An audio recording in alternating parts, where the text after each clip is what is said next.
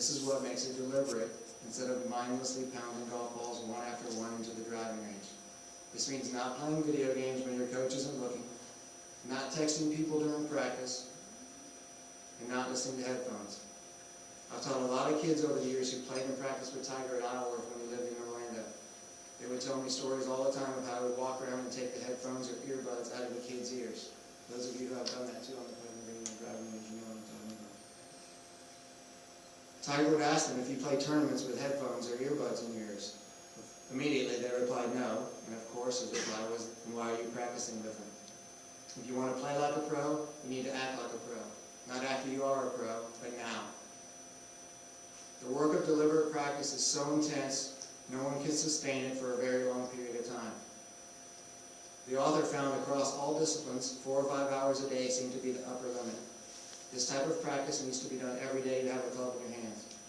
It is human nature when a coach is around you every day to subconsciously think, I'm here all year, no big deal, time isn't of the essence. This is the wrong attitude to have. This goes against the concept the research shows to be effective. Attitude is a big part of this. A good friend of mine and someone I've taught over the years is a guy named IJGA. Every time I would call him or he'd text after a round of golf, Camilo, how you doing? Didn't play that great today. Never blame his coach, never blame his trainer, never blame the club manufacturer. Always said, had a bad attitude. Wake up every day. I had a chance to have a good attitude or a bad attitude. I chose to have a bad attitude and I played bad. Tomorrow I'll have a good attitude and I'll play better.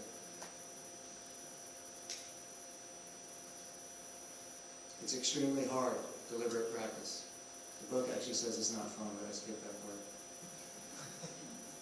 The reason he says that is we're constantly trying to do what we're not good at, meaning the things that your weaknesses.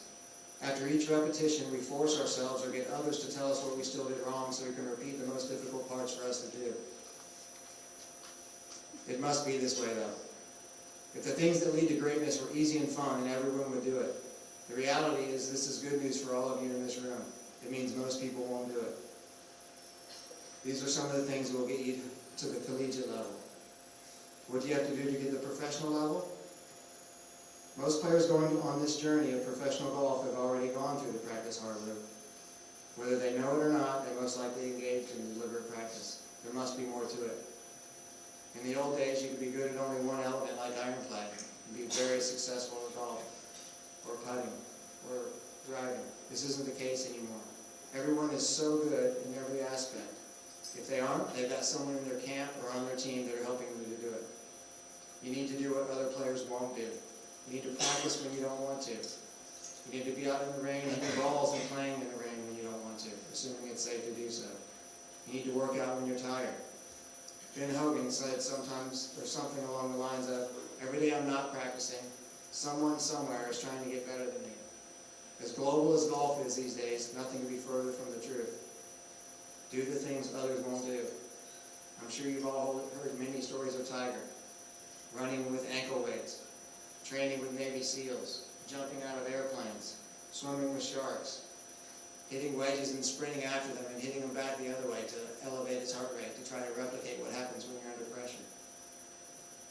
I'm not sure that the transfers there because neurologically different things or physiologically different things made your heart rate elevate, but that's beside the point.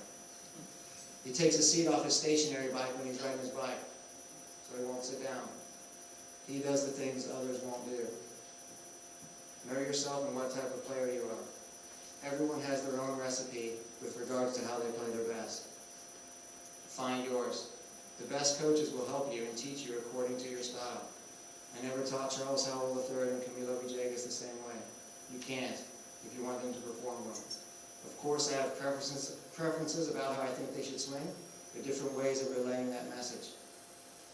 It is very interesting in the junior golf academy environment to see students outside of golf at times. When I was walking around the Heritage Academy, looking at the artwork displayed on the walls, it really helped me get a better understanding of how to teach some of you better. I learned a lot watching you guys compete on our rest day at the beach, how you reacted in certain situations. These things help your coach understand how to teach you the best. The other thing you have to do is always think of the future. What do you need at the next level to prepare yourself? There was a boy by the name of Ty Tryon, who some of you might have heard. He was the youngest player to ever qualify for the PGA Tour. And he was 17 at the time. He made the cut in his first 2 PGA Tour events as an amateur. At the time, I think, when he made the cut at the Honda Classic, he was the youngest guy in 40 or 50 years. I think Tiger was 0 for 6 in his first events as an amateur on the PGA Tour. So Ty looked like the next up-and-coming great. People always ask me, why is Ty a pretty decent junior player, and how can he can compete on the PGA Tour? He won the junior heritage. I think he beat Mickelson's record, actually. Won some junior tournaments, but he was nothing super amazing. But again, he qualified for the PGA Tour and made the cut in his first 2 events as an amateur. He was actually leading the BC Open after the first round. The thing was, is Ty, more appropriately, his father was always thinking of the future. Anyone that Ty played against could chip on a flat Bermuda green with a pin in the middle, with not a very lofted iron. But Ty could hit it when he was 14 years old from a plug lie to a downhill pin on a bent green that was rolling 12 on a spin game. So you always have to think in the future. He had more shots than anybody else his age did. That's why he could compete on a higher level. Camilo was a bit the same way. The first time I talked to Camilo was his rookie year. Asked him what he was doing here because he never really had much of a coach. But I taught a lot of kids that played at the University of Florida and teammates of him. So he said, I've done pretty good in high school golf. I've done pretty good in college golf. I've done decent in mini tour golf.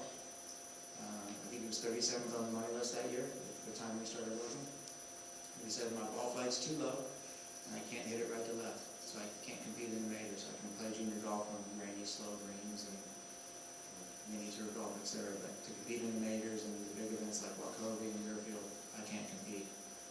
So everything we did was revolving around getting his ball flight higher and hitting it right to left if he needed to. And a few years later, he was at 7th in the world. So he was always thinking a little bit in the future. I would encourage you all to do that before you get on the PGA Tour. By then, it might be a little late to make big changes like that. So those are some of the things that help you in your journey. This is a hard game, but you have to enjoy the journey. You have to enjoy the struggle, and knowing that you're going home every day with your blueprint, and knowing that you're actually improving. Thank you very much.